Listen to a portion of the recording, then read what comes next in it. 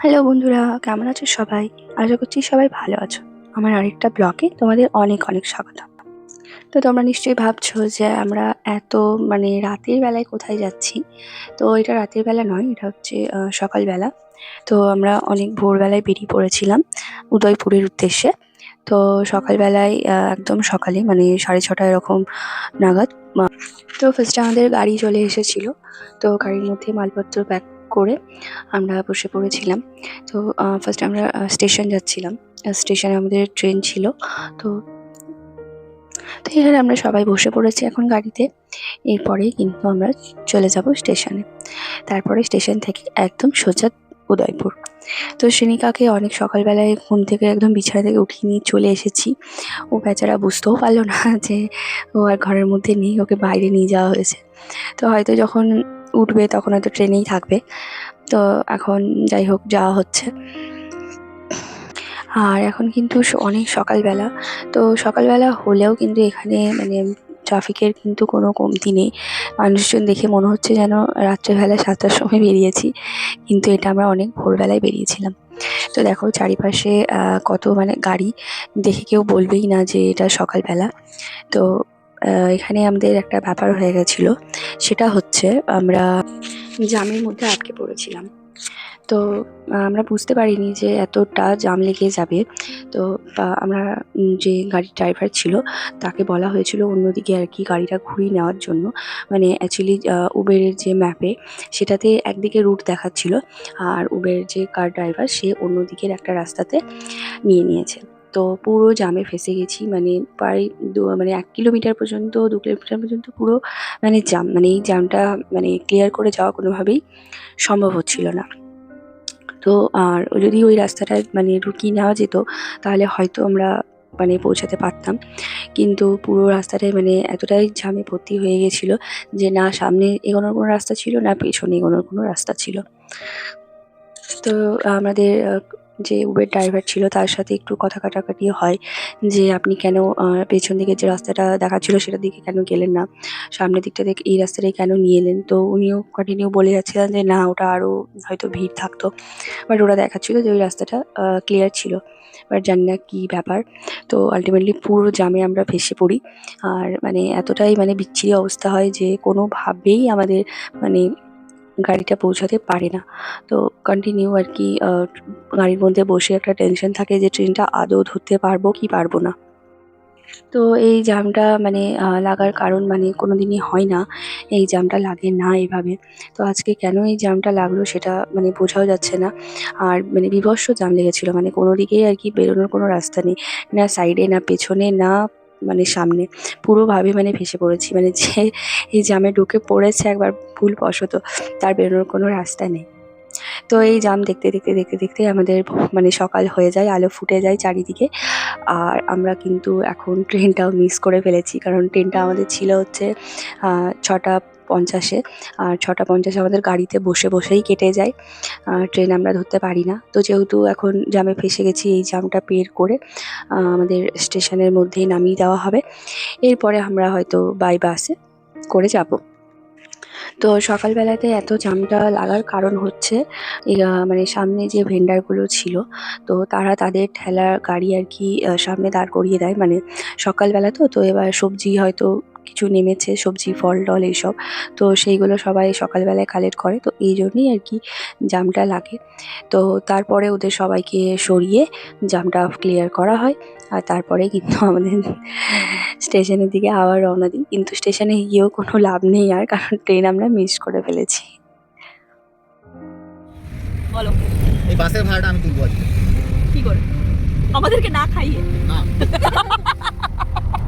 ইন্টারনেটে চল এখান থেকে এমনি নেটওয়ার্ক পাবে ইন্টারনেটে লাস্টে আর গ্যাস তৈরি মানে নরমাল ডেলিভারি এমনি আজকে মার্কেটে ডেলিভারিতেই কালকে উঠে যাবে টাকা পরশু। তো ফাইনালি আমরা ট্রেন মিস করে ফেলেছি। 800 টাকা উঠবে, আমি যদি না উঠেছি এখন বিশাল বড় গিলারি এসছে রে, যেটা দিলে ভগবান যখন কিছু খারাপ করে প্লিজ পুরো হাওয়া লেগে গেছে। স্টেশনে পৌঁছে গেছি, স্টেশনে পৌঁছে গেছি কাকু একদম আমাদের জন্য দাঁড়িয়ে। ওয়াও কি সুন্দর স্টেশন, আমাদের সাথে বিশ্বাসঘাতকতা করছে। উচিত, আমাদের আসার বাটা দেখাচ্ছিল বুঝলি আমাদের ভাগ্যে। আসার বা মানে জানে আসারবা মানে আসারবা। তো এখন ফাইনালি স্টেশনে চলে এসেছি, আর যে কাকু সে হচ্ছে ব্যাগ মানে বের করে দিচ্ছে, আর তারই মাঝখানে কাকুর পেছনের যে মানে গেটটা সেটা ব্যাগ বার করতে গিয়ে আমরা ভেঙে ফেলেছি। তো যাই হোক মানে ফুল মানে ট্রিপটাতে পুরো এনজয় মানে করতে করতেই যাচ্ছি। যে ট্রেন মিস হয়ে গেছে বলে আমাদের মনে কোনো দুঃখ আছে সেটা কিন্তু নেই। হ্যাঁ, হাসি মজা করতে করতেই যাচ্ছি। এখনও জানি না যে বাস মানে কটার সময় আছে, বাস পেলে আমরা কটার সময় পৌঁছাবো। মানে হয়তো আমাদের অনেকটাই মানে লেট হয়ে যাবে, আর লেট হয়ে গেলে পরে পুরো প্ল্যান মানে কি হবে তার নেই ঠিক। করে ফেলেছি, ট্রেন মিস হয়ে গেছে আমাদের। আমরা এমনি স্টেশনে এসে দাঁড়িয়ে আছি। তো স্টেশন থেকে বেরিয়ে আমরা চা খেয়ে নিয়েছিলাম, তারপরেই বাস ধরতে গেছিলাম। বউবো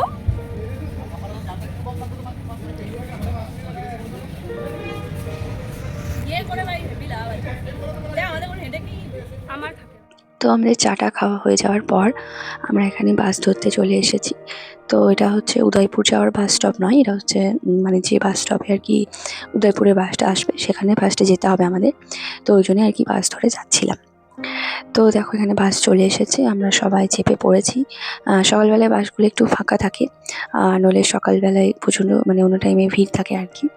তো ব্যাস তারপর বাস থেকে নেমে এরপর কিন্তু আমরা উদয়পুরের যে বাস স্টপ মানে যেখানে আছে ওখানে চলে গেছি। আর এটা হচ্ছে জিএসএসটিসি বাস স্টপ। 49 ওর 28 থেকেও সস্তা। আমি তো এরোপ্লেন মোড করে দিচ্ছি, কারোর ফোনের দরকারই নেই। চলো ফাইনালি আমরা বাসে চেপে পড়েছি। এর পৌঁছতে পারলেই ভালো। আর ফোনে চার্জ নাই, আর ফোনে চার্জ নেই, ভেবেছিলাম যে ট্রেনে চার্জ দেবো।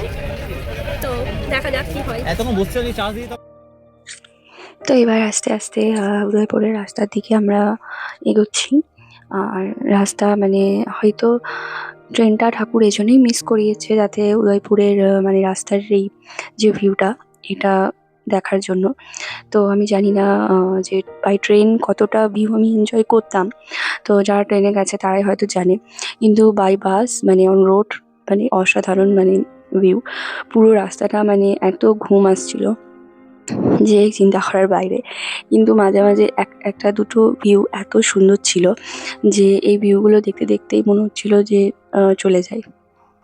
তো ট্রেনটা মিস করার কারণে অনেকটাই আমাদের লেট হয়ে যায়।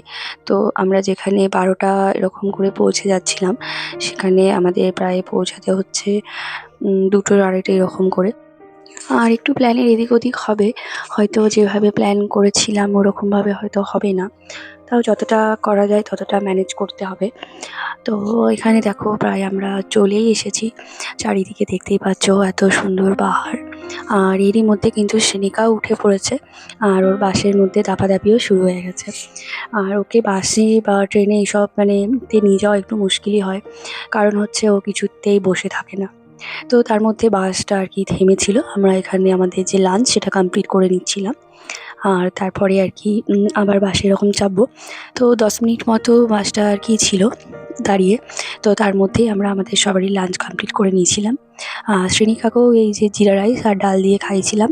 তো ও আর কি সেরকম খেতে চাইছিল না, সকালবেলায় ওর ব্রেকফাস্টটা যেহেতু একটু লেট করে হয়ে গেছে ওই জন্য।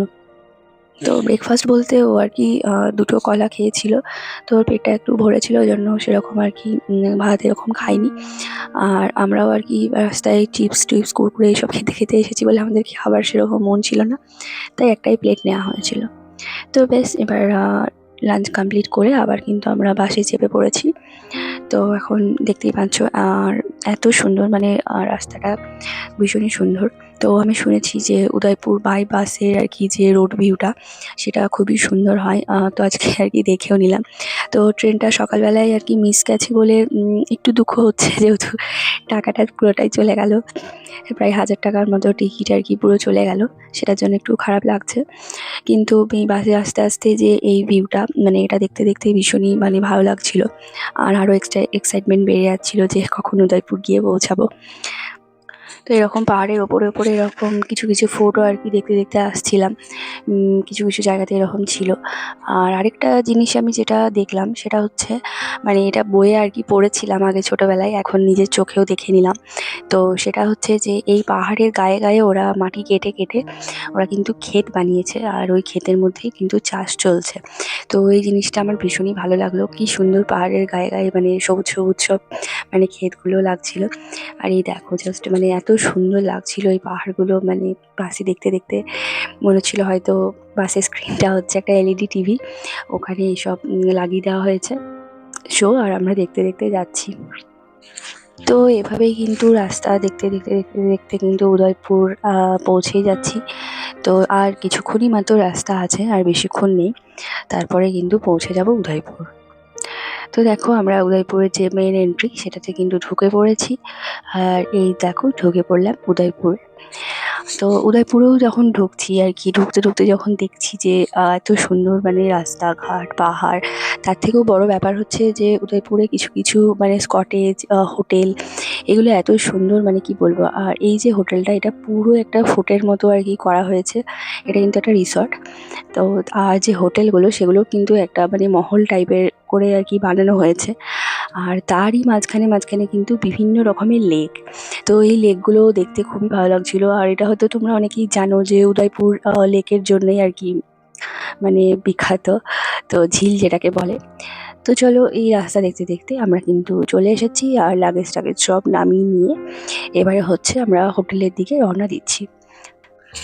তো এখান থেকে বাস থেকে নেমে যাওয়ার পরে আমাদেরকে অটোতে করে যেতে হবে। তো চলো যাওয়া যাক। আমি ওই জন্যই চশমাটা পড়লাম। তো এখানে আমরা অটোও পেয়ে গেছিলাম, তো অটো করে আমাদের যে লজ সেই লজে একদম ডাইরেক্ট পৌঁছে দেওয়া হচ্ছিল। তো তারপর লজে গিয়ে একটু ফ্রেশ হব, ফ্রেশ হয়ে তারপরে আর কি যা প্ল্যানিং ঘুরতে যাওয়ার সেগুলো কিন্তু করব। তো চলো তোমাদের রুমটাও একটু দেখিয়ে দিই রুমটা কেমন। তো রুমটা আমরা অনলাইনে দেখেছিলাম কী রকম, তো এতটা যে মানে সুন্দর হবে সেটা এক্সপেক্ট করি। তো রুম সার্ভিস খুবই ভালো ছিল, বাথরুম এসব প্রচণ্ড পরিষ্কার ছিল। তো এরপর আমরা এখানে ফ্রেশ হয়ে তারপরে বেরিয়ে পড়বো। তো ফার্স্টে আমরা ভেবেছি এখন লেক পিছলাতে যাব। তো এখান থেকে যে লেক পিছলা ওয়াকিং ডিস্টেন্স ওই 5 থেকে 7 মিনিট মতো, তো ওখানেই ফার্স্টে যাব। এই লজটা থেকে লেক পিছলা খুবই সামনে।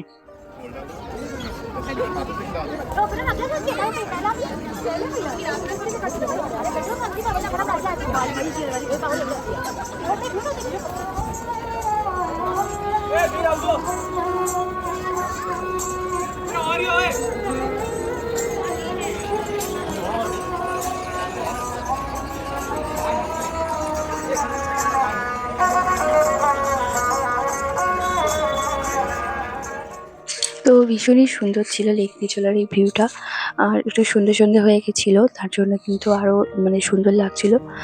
তো এখানে আমরা কিছু ফটো ক্লিক করার পরে তারপরে কিন্তু যে ভাগ্যর কি হাভেলি ওখানে চলে গেছিলাম। তো ভাগ্যর কি হাভেলিতে গিয়ে আমরা ঢুকতে পারিনি ভেতরে, কারণ এটা 6টার সময় বন্ধ হয়ে গেছিলো। আর এখানে একটা শো চলছিল এখন উইন্টার সিজনের জন্য, এটা নর্মালি সবসময় চলে না, এখনই চলছিল, বাট শোটার জন্য যে টিকিটটা সেটাও কিন্তু হাউসফুল হয়ে গেছিলো, ওই জন্য ঢুকতে পারিনি। তো তারপরে এখান থেকে বেরিয়ে আমরা মার্কেটটা ঘুরছিলাম। তো মার্কেটটা সন্ধ্যাবেলায় ঘুরতে বেশ ভীষণই ভালো লাগছিল, আর পাহাড়ের মানে উপরে যেহেতু একটু উঁচুতে আর কি উঠতে হয়েছিল, আর চারিদিকে বেশ জিনিসপত্র নানা রকম বেচাকেনা এসব চলছিল। আর তার মধ্যে এখানে আমরা খুঁজছিলাম যে কোথায় একটু চা খাবো আর কি, চায়ের দোকান আছে সন্ধ্যাবেলায়, একটু চা খেয়ে তারপরে আমরা জগদীশ টেম্পেলের ওদিকে আর কি যাবো।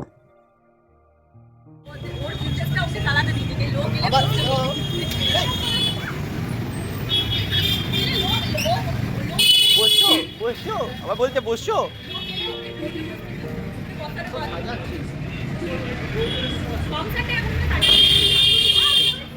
বসো।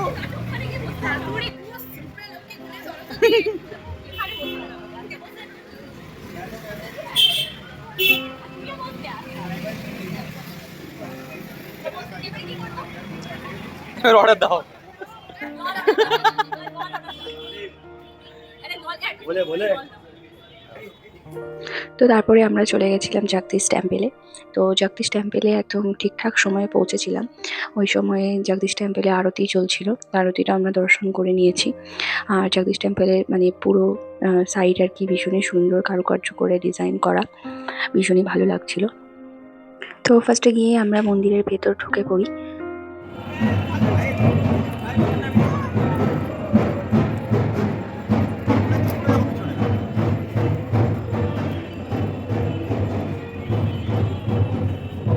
টাইমটা দেখি তো, টাইমটা সামার টাইম।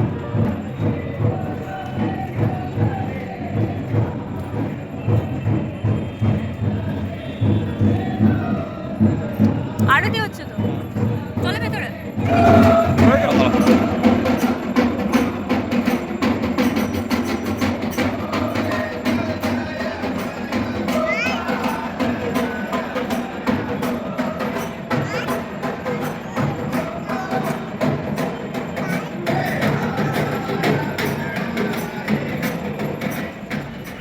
তো জগদীশ টেম্পেলের ঠিক পাশেই রয়েছে বাঁকে বিহারী মন্দির। তো জগদীশ টেম্পেলের জাস্ট এন্ট্রি থেকে বেরিয়ে তার পাশেই যাওয়ার পথে যে রাস্তাটা পড়ছে সেটাই হচ্ছে বাঁকে বিহারী মন্দির। তো ফার্স্টে জগদীশ টেম্পেলে আরতি হবে, তারপর আরতি হওয়ার পরেই কিন্তু বাঁকে বিহারী মন্দিরে আরতি স্টার্ট হবে। তো আমরা যেহেতু আরতিটা ফুল দেখিনি, আমরা তার আগেই জগদীশ টেম্পেল থেকে বেরিয়ে গেছিলাম। তো ওই জন্য বাঁকে বিহারী মন্দিরটা একটু ফাঁকায় ফাঁকায় ঘুরে নিয়েছি। আর আমরা বেরোনোর ঠিক পরেই কিন্তু বাঁকে বিহারী মন্দিরে প্রচণ্ড ভিড় লেগে গেছিলো। তো এই দেখো, দেখতেই পাচ্ছ বাঁকে বিহারী মন্দির এখানে আছে, ভীষণই সুন্দর। তো এখান থেকে দর্শন করার পরে তারপর আমরা কিন্তু নিচে নেমে গেছিলাম।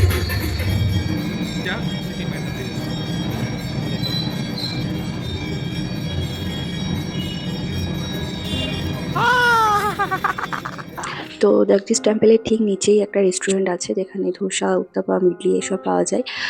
রাইস, চালের রাইসও এসবও পাওয়া যায়। তো যেহেতু আমরা সন্ধ্যাবেলায় সেরকম কিছু টিফিন করিনি, ওই জন্য টিফিন আর ডিনার কিন্তু একসাথে করে নিয়েছি। তো ওখান থেকে বেরিয়ে তারপরে চলে গেছিলাম রাম মন্দির দর্শনে। আর রাম মন্দিরের ঠিক পাশেই রয়েছে পেডেস্ট্রিয়ান ব্রিজ। তো ওই ব্রিজটা কিন্তু ভীষণই সুন্দর লেগেছে আমার, ফটো তোলার জন্য কিন্তু বেস্ট এরিয়া। তো চলো, আজকের দিনটা এভাবেই কেটে গেল। আর এরপরে নেক্সট ডে আমাদের খুব তাড়াতাড়ি ঘুম থেকে উঠে বেরিয়ে পড়তে হবে, কারণ এখনও অনেকগুলো জায়গা ভিজিট করা বাকি আছে। তো চলো, আজকের ব্লগটা এখানেই শেষ করছি। আবার তোমাদের সাথে অন্য কোনো ব্লগে দেখা হবে। তো করতে করতে তোমরা ভালো থাকো, সুস্থ থাকো, বাই।